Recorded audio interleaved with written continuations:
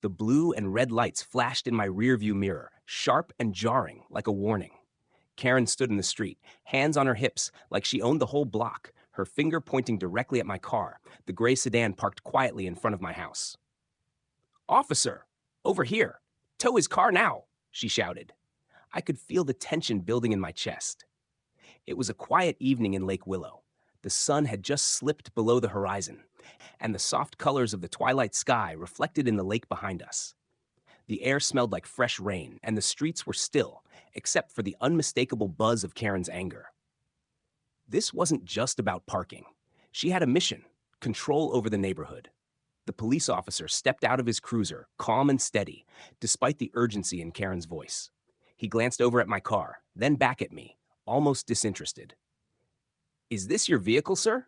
he asked, his voice polite but firm. "Yes," I replied. "It's parked in front of my house. I'm not blocking a hydrant, a driveway, or a mailbox." I kept my voice steady, though my hands were shaking.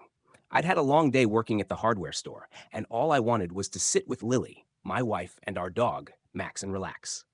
But Karen had other plans. She shoved a printed map in the officer's face, as if this piece of paper somehow justified her demands. "The HOA map," she said, "shows approved curb zones. He needs to park 3 houses down by the mailbox cluster.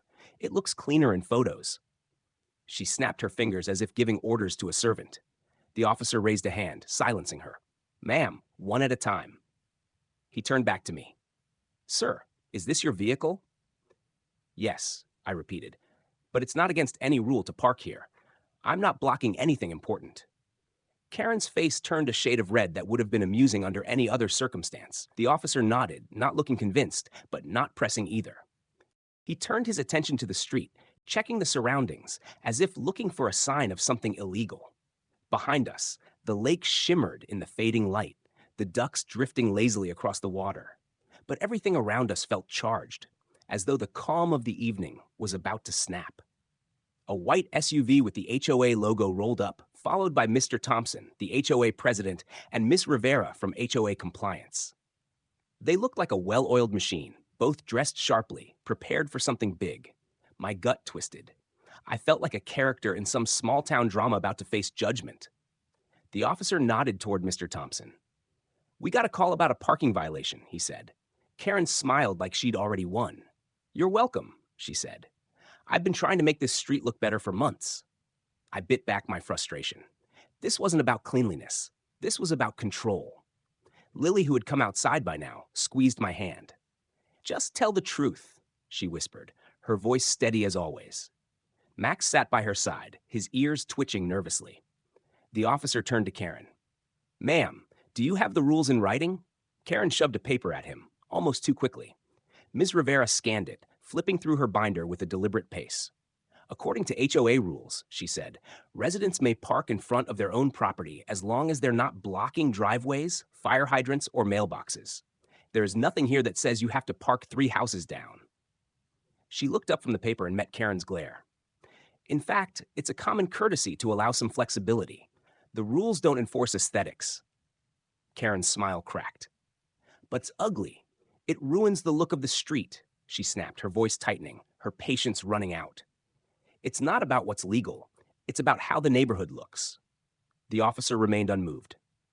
"Ma'am, telling a neighbor to move a legally parked car is not a police matter." The tension was palpable now. Karen's eyes flared with anger, and she stepped forward, shouting, "Find them both. Find him for parking wrong, and find the HOA for not doing its job. I want a tow truck here right now." The officer raised his hand again, but Karen's voice grew louder. "I'll call another department. I'm on the beautification committee. I have authority." It was then that the other neighbors began to peek out from their windows, drawn by the commotion.